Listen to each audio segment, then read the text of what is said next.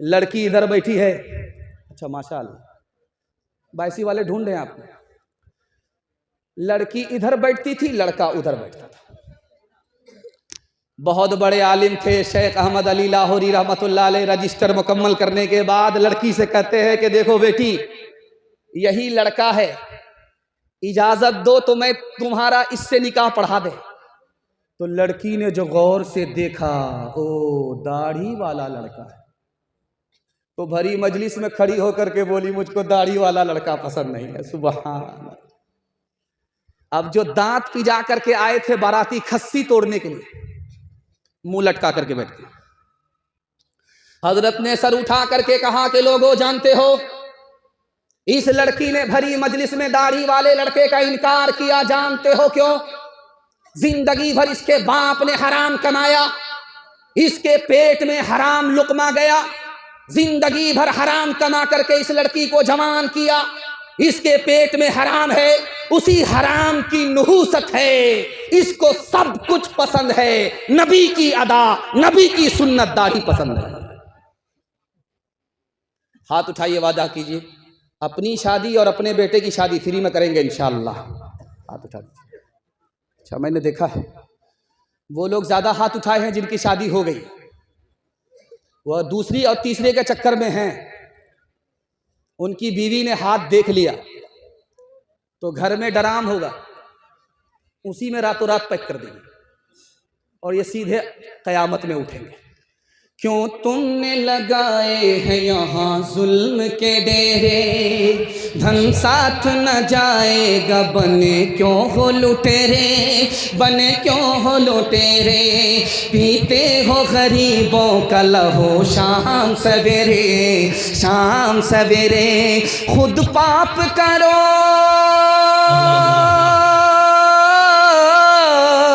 खुद पाप करो, नाम हो शैतान का बदनाम, इंसान बनो कर लो भलाई का कोई काम, दुनिया से चले जाओगे रह जाएगा बस नाम। हॉस्पिटल में बीवी है, उसको बाल बच्चा होने वाला है। ये साहब यूं सर उठा करके बैठे हुए, नर्स ने आकर के कहा कि तुमको बेटी हुई है, मुबारक। अब जो सर उठा करके थे, सर गाड़ करके बैठ गए। ऐसा लगा मुकदमा हार गए, और ऐसा लगा कि इस साल बीवी पैदा कर रही, अगले साल यही पैदा करे। सर झुका करके बैठे हुए थे, उधर बीवी को बाल बच्चा होने वाला है। नर्स ने आकर के कहा कि मुबारक हो, तुम बेटे के बाप बन गए। ये सर झुका करके बैठे हुआ था, बेटा का नाम सुन करके यूं सर उठा था, आसमान की तरफ देख रहा कि जिब्रील वही लेकर के आ रहा है। बेटा का नाम आ जाए सीना भी तानता है, सर भी उठाता है। जहां बेटी का नाम आए सर गाड़ करके ऐसे बैठ जाता है, लगता है कि इस साल बीवी ने पैदा किया, अगले साल यही पैदा करेगा। आप देखेंगे हॉस्पिटल चले जाइए, वहां लिखा रहेगा बेटी बचाओ बेटी पढ़ाओ। आप स्कूल चले जाइए, वहां लिखा रहेगा बेटी बचाओ बेटी पढ़ाओ। ट्रक के पीछे तख्त को देखिए, उसमें लिखा रहता है बेटी बचाओ बेटी पढ़ाओ। क्यों भाई हर जगह बेटी बचाओ बेटी पढ़ाओ, कहीं ये लिखा नहीं है बेटा बचाओ बेटा पढ़ाओ? जानते हैं क्यों? एक साल में इसी हिंदुस्तान में 10 लाख लड़की को मार दिया जाता है, और मारने वाले कोई और नहीं, माँ बाप होते हैं। कैसे मारते हैं? मशीन ने बताया कि पेट में बेटा है, आने दो, बरकत आ रही है। और मशीन ने बता दिया कि पेट में बेटी है, तो इसको गिरा दो, बहुत बड़ी मुसीबत है, जल्ले तू जलाल तू, इस बला को टाल तू। मीठा मीठा हफ हफ, कड़वा कड़वा थू थू। बेटी को गिराने के नतीजे में एक साल में 10 लाख मासूम की जान चली गई। तुमने मासूम की जान ली है, तुमको जन्नत मिलेगी? किस बात की उम्मीद रखते हो? अल्लाह, तुमने उस बच्ची को दुनिया की जिंदगी से महरूम किया, अल्लाह अपनी जन्नत से तुमको महरूम कर देगा। एक जवान खड़ा है अल्लाह के रसूल के सामने, खिदमत में आया, कहा कि अल्लाह के रसूल ने तुमको कितने बेटे हैं? कहा या रसूल अल्लाह एक भी बेटा नहीं है, सब मुसीबत है, बेटी ही बेटी है, 10-10 बेटी है, मर जाती तो अच्छा था।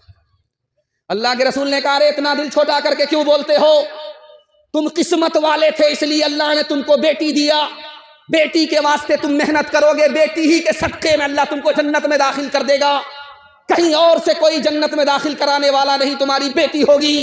अगर बेटी मुसीबत की चीज होती तो अल्लाह अपने नबी को बेटी का बाप नहीं बनाता। हाथ उठाइए, वादा कीजिए बेटा बेटी दोनों से मोहब्बत करेंगे इंशाअल्लाह, बेटी में देंगे बेटा में लेंगे। हाथ उठा दीजिए इंशाअल्लाह। जरा जलसा खत्म होने दीजिए, मैंने आपको देखा है, जलसा खत्म होने दीजिए, दोनों हाथ से हम मुसाफा करें। औरत ने जन्म दिया मर्दों को, मर्दों ने उसे बाजार दिया,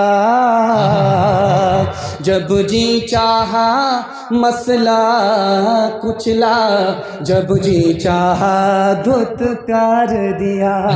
तुलती है कहीं दीनारों में, बिकती है कहीं बाजारों में, नंगी नचवाई जाती है अय्याशों के दरबारों में, अय्याशों के दरबारों में। ये वो बेकीमत चीज है जो बट जाती है इज़्ज़तदारों में। औरत ने जन्म दिया मर्दों को, मर्दों ने उसे बाजार दिया,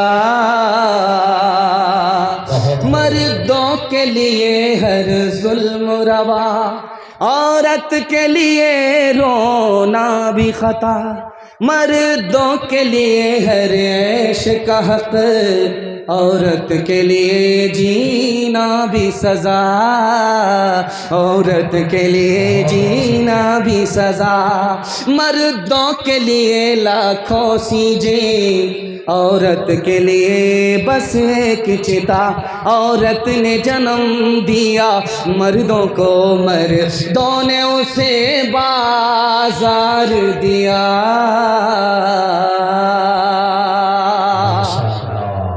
इतनी मोहब्बत में डूब करके आपने मेरा बयान सुना है कि मेरी ज़बान कैंची की तरह चल रही है। अल्लाह आपके सुनने को, हमारे सुनाने को बेहद कबूल फरमाए। आपकी जवान बेटी के लिए मैं जलसे में दुआ करता हूँ, अल्लाह गैब से मुनासिब जोड़े का इंतज़ाम फरमाए, उसके ईमान और आबरू की अल्लाह कदम कदम पर हिफाजत फरमाए। हमारे जवानों के हवाले पैगाम, सिर्फ 2 पैगाम हम अपने जवानों को देने के लिए आ रहे हैं। हमारे जवान सुनने के लिए तैयार, हाथ उठा दीजिए इंशाअल्लाह। बूढ़े लोग गलती से हाथ मत उठाइएगा, आप लोग यहाँ जवान होने वाले नहीं, सीधा जन्नत में जाकर के जवान होंगे, हूर से आपका ज़रूर निकाह होगा, लेकिन यहाँ दुआ करेंगे फिर भी दोबारा जवान नहीं हो सकते। जवानों के हवाले से पैगाम, 4 जवान एक जगह बैठे हुए, एक जवान कह रहा मेरा बाप जानते हो कौन है, मेरे बाप की मुट्ठी में हवा है, वो कहता है तो बहती है, वो मना कर देता है तो रुक जाती है। दूसरा जवान बोला कि मेरा बाप जानते हो कौन है, जिसके चूल्हे पर जब हांडी चढ़ती है उतरने का नाम नहीं लेती, लोग हाथ जोड़ करके खड़े। घबरा गया कि तो बहुत बड़े बाप का बेटा मालूम। तीसरा जवान बोला जानते हो मेरा बाप कौन है, मैं उस शख्स का बेटा हूं जिसके सामने बड़े बड़े की गर्दन झुकती है, वो खून भी बहाता है, जुर्माना भी लेता है। घबरा गया। तीसरा जवान बोला कि बेवकूफ बना रहा है, बहुत बड़े बाप का बेटा नहीं है, जिसने कहा कि मेरे बाप की मुट्ठी में हवा है, ये लोहार का बेटा है। बाप भाती चलाता है तो हवा चलती है, छोड़ देता है तो रुक जाती है, बेवकूफ बना रहा। जिसने कहा मैं उस शख्स का बेटा हूं जिसके चूल्हे पर जब हांडी चढ़ती उतरने का नाम नहीं लेती, हातिम ताई का बेटा नहीं है, ये तो बाबरची का बेटा है। बाप दाल उतार करके भात चढ़ाता है, भात उतार करके तरकारी चढ़ाता है। ठंडी के जमाने में लोग आग तापने के लिए हाथ जोड़ करके खड़े होते, बेवकूफ बना रहा। तीसरे ने कहा मैं उस शख्स का बेटा हूं जिसके सामने बड़े बड़े की गर्दन झुकती है, वो खून भी बहाता है, जुर्माना भी लेता है, बहुत बड़े बाप का बेटा नहीं है, ये तो नाई का बेटा है। बादशाह भी बाल बनाने के लिए जाएगा, उस्तरा लगेगा, खून निकलेगा, फिर भी पैसा देना पड़ेगा, बेवकूफ बना रहा। इस जलसे में 3 तरह के जवान आए हैं जलसा सुनने के लिए, इसमें एक ही हीरा है, बाकी सब जीरा है। मैं दुआ करता हूं अल्लाह हर घर में ऐसा हीरा और इतना बड़ा मुकद्दर का सिकंदर जवान को अल्लाह पैदा फरमाए। 3 जवान इस जलसे में आए हैं, उसमें एक जीरा है, दूसरा जीरा है, तीसरा हीरा है, मुकद्दर का सिकंदर है। कौन है उसको बताता हूं, पैगाम को खत्म कर रहा हूं। एक जवान इसमें है जो नाकाम है, वो किसी काम का नहीं है, तकिया पर सर है, सोचता रहता है मैं ये करूंगा वो करूंगा। हाथ गाल पर हाथ है, सोचता रहता है मैं ये करूंगा वो करूंगा, मगर कुछ नहीं करता रहा, सिर्फ शेख चिल्ली का ख्वाब देखता है। जो जवान सिर्फ सोचता है करता कुछ नहीं है, ये नाकाम है। दूसरा जवान इसमें है जो इधर भी हाथ मारता है उधर भी हाथ मारता है, ये काम भी कर रहा है वो काम भी कर रहा है, सोचता बाद में है करता पहले है, इधर भी मुंह की खाता है उधर भी मुंह की खा रहा है, ये नाकाम है। इस पूरे मजमे में तमाम जवानों में अल्लाह हमारे जवानों को दीन दुनी रात चकुनी तरक्की से माला माल फरमाए। जानते हैं एक जवान है जो मुकद्दर का सिकंदर है, पहले सोचता है बाद में करता है, प्लान बनाता है प्लान को मुकम्मल करता है। यही वो जवान है जो मिट्टी को छू ले तो सोना बना देता है। मशक्कत को मेहनत को जोर समझे, हुनर और पेशे को दुश्वार समझे। मशक्कत को मेहनत को जोर समझे, तिजारत को खेती को दुश्वार समझे। फिरंगी के पैसे न मुर्दार समझे, फिरंगी के पैसे न मुर्दार समझे। तनासानियाँ चाहे अरे आबरो भी, वो कौमा जो डूबे गिगर कल डूबी। तनासानियाँ चाहे अरे आबरो भी, वो कौमा जो डूबे गिगर कल डूबी। तनासानियाँ चाहे अरे आबरू भी। अपने जवानों के वास्ते मैं दुआ करता हूँ अल्लाह हमारे जवान को दीन का हाफिज दीन का मुहाफिज बनाए। जवानों के हवाले से आखिरी पैगाम, हमारे जवान सुनने के लिए तैयार, हाथ उठाइए, वादा कीजिए जवानी में दारू पकड़ा है बुढ़ापे में छोड़ देंगे, हाथ उठा दीजिए इंशाअल्लाह। मुफ्ती सादुल अजीम साहब जिंदाबाद। बहुत बड़ा पियक्कड़, दारू की बोतल हाथ में, उसको किसी ने पूछा रे मुसलमान है शर्म नहीं आती दारू पी रहा? तो कहता है कि दारू पीना सही भी है गलत भी। अब पैर के नीचे से जमीन निकल गई, इतना बड़ा पियक्कड़ क्या बोल रहा है? बोल रहा दारू पीना सही भी है गलत है, किसी को पिलाना पड़े तो गलत है और कोई पिला दे तो पीना सही है। मौके का चौका लग जाना चाहिए। हमारे जवानों के हवाले से ये नमूना है कि जिस तरह पीना गुनाह है उसी तरह पिलाना गुनाह है, जितना बड़ा गुनाह पीना है उसी तरह पिलाना गुनाह है।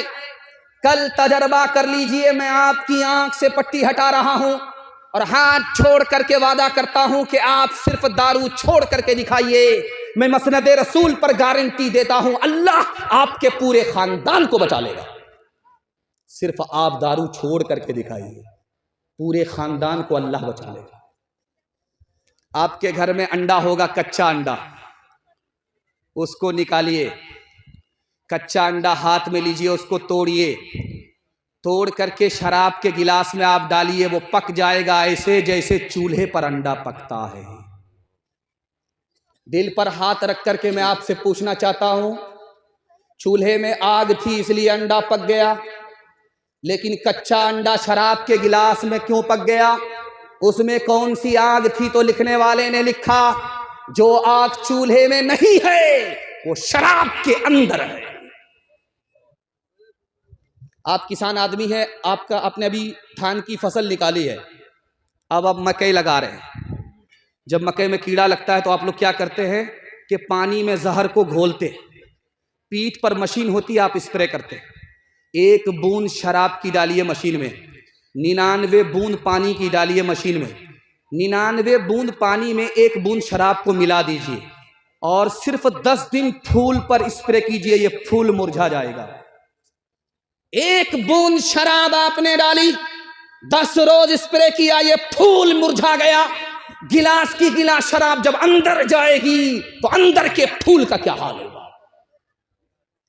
आखिरी नमूना आपकी खिदमत पर रखता हूं। पोल्ट्री का गोश्त आप बाजार से लाते हैं, कच्चा गोश्त, एक बोटी आप पानी की बोतल में डालिए, 3 दिन के लिए छोड़ दीजिए। एक बोटी कच्चा गोश्त की, एक बोटी आप शराब की बोतल में डालिए, 3 दिन के लिए छोड़ दीजिए। 3 दिन के बाद देखिए, जिस गोश्त की बोटी को आपने पानी की बोतल में डाला उसका रंग नहीं बदलेगा। जैसा 3 दिन पहले था, 3 दिन के बाद भी वैसा ही रहेगा।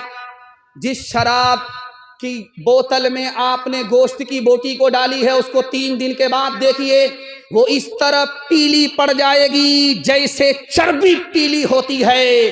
जब गिलास की गिलास शराब अंदर जाएगी तो अतड़ी को उसी तरह बेकार करके रख देगा। हाथ उठाइए, वादा कीजिए, खुद भी दारू से बचेंगे, पूरे समाज को बचाएंगे इंशाअल्लाह। जब डॉक्टर जवाब दे देगा तब छोड़ देंगे। हाथ उठा दीजिए इंशाअल्लाह। चाचा, मैंने आपको देख लिया है, मैं आपको कुछ नहीं कहूँगा, ऊपर से ही लाइसेंस है। गिलासों में जो डूबे फिर न उभरे, जिंदगानी में हजारों बह गए इन बोतलों के बंद पानी में। न करे बर्बाद अपनी जिंदगी बोतल के दीवाने, वो काटेगा बुढ़ापे में जो बोता है जवानी में। ये दारू का पियाला मौत का कड़वा पियाला है, ये दारू का पियाला मौत का कड़वा पियाला है। मिला है जहर शरबत में, छुपी है आग पानी में। मिला है जहर शरबत में, छुपी है आग पानी में। आप लोग इतना गौर से मुझको देख रहे हैं, आँख फाड़ फाड़ करके, मुझको डर लगता है कि कहीं आपकी नज़र न लग जाए। लेकिन मैं भी चालाक आदमी हूँ, काला कुर्ता पहन करके आया और दम करके बैठा। लगाइए आप कितनी नज़र लगाते। ध्यान से सुनिएगा, जल्दी से निकल जाएगा। मर्दों के हवाले से सिर्फ 2 पैगाम बाकी रह गए, औरतों के हवाले से 3 पैगाम। मेरे हिस्से का जलसा 5 से 7 मिनट में ख़त्म हो रहा है। यहाँ से लेकर के वहाँ तक सुनने के लिए तैयार है? जोश के साथ हाथ उठाइए इंशाअल्लाह। अलविदा जुमा में ऐलान हुआ, इमाम साहब ने ऐलान किया। कलकत्ता में वही ऐलान, पटना में वही ऐलान, रांची में वही ऐलान। कलकत्ता के इमाम साहब ने अलविदा जुमा में मैं के लिए ऐलान किया, लोगों ईद की नमाज 7:30 बजे ईदगाह में होगी, 8:30 बजे ईदगाह में होगी, 9:30 बजे ईदगाह में होगी। 20 से एक मुक्तदी खड़ा होकर के बोला, इमाम साहब ऐलान वापिस लो, ईद की नमाज मस्जिद में पढ़ोगे तो तुम्हारे साथ पढ़ूंगा, अगर ईद की नमाज ईदगाह में पढ़ोगे मैं नहीं पढ़ूंगा। इमाम साहब ने उसको बुलाया, कहाँ से आए? रांची से आए? हाफ हो या फुल हो या पूरे पैदल हो? ये जुमा की नमाज है कि ईद की नमाज है? ईदगाह में होगी, तुमको क्या परेशानी? कहा परेशानी, इमाम साहब मेरे भाई से मेरा 10 साल से केस चल रहा है, वो मनहूस ईदगाह में नमाज पढ़ता है, उसके साथ मैं ईद की नमाज ईदगाह में पढ़ूंगा ही। हजरत को समझ में आ गया इसका घर का मसला है, हल कर देते। उसको करीब बुला करके कहा कि देखो मैं तुम्हारा मसला हल कर देता हूँ, ईद की नमाज तुम भी ईदगाह में पढ़ोगे, वो भी ईदगाह में पढ़ेगा, तुम एक किनारे पढ़ोगे, वो एक किनारे पढ़ेगा, जब नमाज खत्म हो जाएगी वो एक किनारे से निकल जाएगा, तुम अलग किनारे से निकल जाना। तो कहता है आप एक किनारे की बात करते हो, अगर मुझे पता चल गया कि मेरा भाई जन्नत में गया है तो मैं जन्नत में भी नहीं जाऊं। एक किताब है, उसका नाम है अदलिया और समाज। उस किताब के लिखने वाले का नाम है मौलाना वली रहमानी, दुआ कीजिए अल्लाह उनकी कब्र को नूर से भर दे। उन्होंने कहा कि इस बस्ती में, रजौला बस्ती में, मड़वाड़ी कौम भी है, मुसलमान भी है। मुसलमान जमीन बेचता है, मड़वाड़ी खरीदता है। मड़वाड़ी को तरक्की है, मुसलमान को तबाही है। राज क्या है? तो उन्होंने लिखा मड़वाड़ी कौम में 2 खूबी है, उस दो खूबी, उन दो खूबी की वजह से मरवाड़ी आसमान को छू रहा है और मुसलमान तरक्की के आसमान से गिर करके पस्ती की जमीन में पहुंच रहा है। जानते हैं क्यों? मरवाड़ी की पहली खूबी, जब उसमें कोई नीचे गिरता है तो सब लोग मिल करके उसको संभालते। एक मर्तबा गिरा, एक मर्तबा संभाला, दूसरी मर्तबा गिरा, दूसरी बार संभाला, जिंदगी भर गिरा, जिंदगी भर संभाला, संभालते रहे। जो नीचे गिरता है उसको उठाते रहे। मुसलमान में अगर कोई नीचे गिरता है तो उसको गाली देते हैं, थूकते हैं। अगर बदकिस्मती से कोई ऊपर जा रहा है तो घर का ही आदमी टांग खींच करके उसको नीचे करता है, बेटा इतनी जल्दी ऊपर जाने की जरूरत नहीं है। और दूसरी खूबी जानते हैं मरवाड़ी में क्या है? मरवाड़ी तरक्की का आसमान छू रहा है, मुसलमान जिल्लत के गड्ढे में पहुंच रहा है। जानते हैं क्यों? आप कोर्ट में जाइए, वकील से पूछिए, सीना पर हाथ रख करके पूछिए मरवाड़ी का केस आता है? वो सर पर हाथ उठा करके रख करके बोलेगा, सीना तान करके बोलेगा मरवाड़ी का केस आता ही है। तो भाई मरवाड़ी का झगड़ा नहीं होता? तो लिखने वाले ने लिखा कि झगड़ा होता है, घर में हल हो जाता है, अदालत में नहीं जाता। इसलिए मरवाड़ी कौम तरक्की के आसमान को छू रही है। मुसलमानों का छोटा से छोटा झगड़ा घर में हल होता ही नहीं है, सीधे अदालत में पहुंचता है। 2011 की रिपोर्ट है कि मुसलमानों का डोरी एक अदालत में 33 हजार है। इस घर को आग लग गई घर के चराग से। एक किताब है, उसका नाम है कलीला धिमना, संस्कृत जबान में किताब है और मदरसे में पढ़ाई जाती है। संस्कृत मदरसे में पढ़ाई जा रही है, हिंदी मदरसे में पढ़ाई जा रही है। मुसलमान संस्कृत को भी अपनी जबान समझता है, हिंदी को भी अपनी जबान समझता है। मुसलमान जबान का दुश्मन नहीं है, इसलिए हर जबान इसको आता है। उस किताब में लिखा है कि 3 जानवर थे, शेर, चीता, गीदड़। तीनों शिकारी थे, शिकार करते थे, मार करके लाते थे, बांट करके खाते थे। 3 जानवर को मारा, गधे को मारा, खरगोश को मारा, हिरन को मारा। शेर ने चीते से कहा बांटो। कैसे बांटते हुजूर? उसने कहा बंटवारा बिल्कुल आसान है, ये खरगोश गीदड़ खा लेगा, मैं न छोटा हूं न बड़ा हूं, बीच बीच का हूं, मैं हिरन खा लूंगा। आप सबसे बड़े हैं, आप गधा खा लीजिए। शेर को गुस्सा आया, मारा मुंह पर तमाचा खींच करके कि सबसे बड़ा गधा, उल्लू का पट्ठा मैं हूं, मेरे हिस्से में गधा है, मैं इस बंटवारे को नहीं मानता। शेर चाहता था कि हिरन आए, आ गया गधा, उसने तमाचा मार करके कहा मैं इस बंटवारे को नहीं मानता। उसने गीदड़ से कहा बांटो। तुम कैसे बांटते हो? कहा हुजूर बंटवारा बिल्कुल आसान है, ये जो खरगोश है आपके नाश्ते में खाने का, ये जो हिरन है ये आपके दोपहर में खाने का, ये जो गधा है ये आपके रात में और सेहरी में खाने का। कहा सब मेरे लिए? कहा आप तो राजा, बचा तो रोजी, नहीं बचा तो रोजा। सुभान अल्लाह। शेर ने हैरत से कहा यार बहुत अच्छा बंटवारा किए, लेकिन किस स्कूल में पढ़ करके आए हो, किस मदरसे से पढ़ करके? तो गीदड़ बोला किसी मदरसे से नहीं पढ़ा, उस एक तमाचे ने बता दिया कि बंटवारा कैसे होगा। मुझ में बुराई भी, मुझ में भलाई भी, मुझ में बुराई,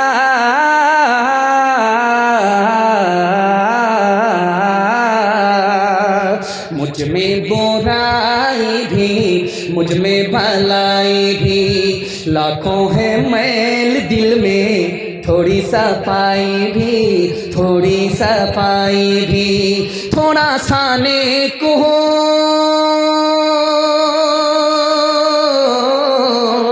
थोड़ा सा नेक हो, थोड़ा बेईमान हो, दुनिया जो चाहे समझे, मैं तो इंसान हूँ, मैं तो इंसान हूँ। जीवन का गीत,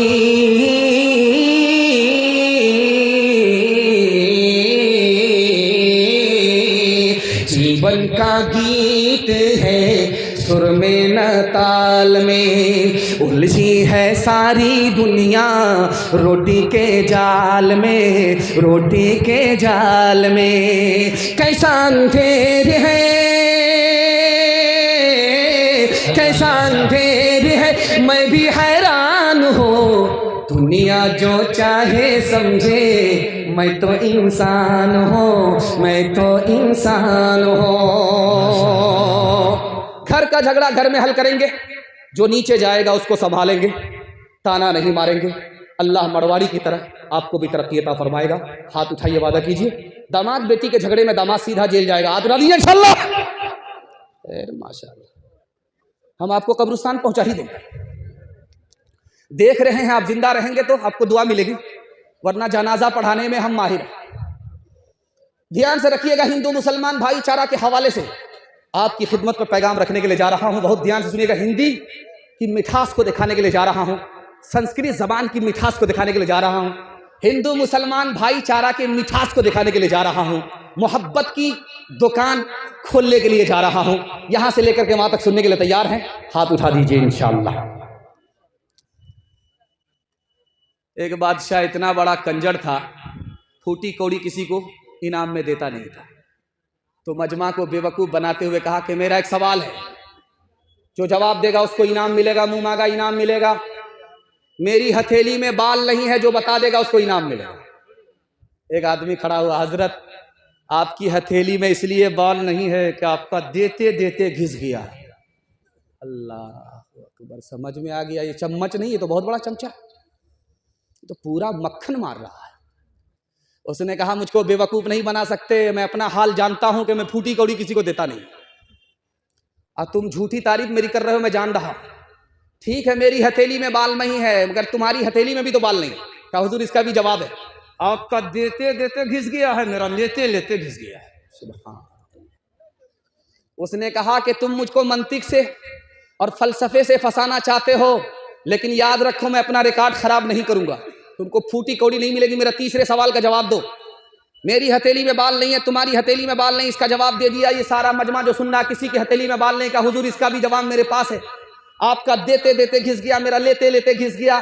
सब कुछ हमको मिलता है, सब कुछ आप देते हैं, सब कुछ हमको मिलता है, इन लोगों को कुछ नहीं मिलता। अफसोस के मारे हाथ मलते मलते इन लोगों की हथेली घिस गई। 8 गांव के चौधरी, 12 गांव के राव। 8 गांव के चौधरी, 12 गांव के राव। अपने काम ना हो तो, अपने काम ना हो तो ऐसी तैसी में जाओ, ऐसी तैसी में जाओ।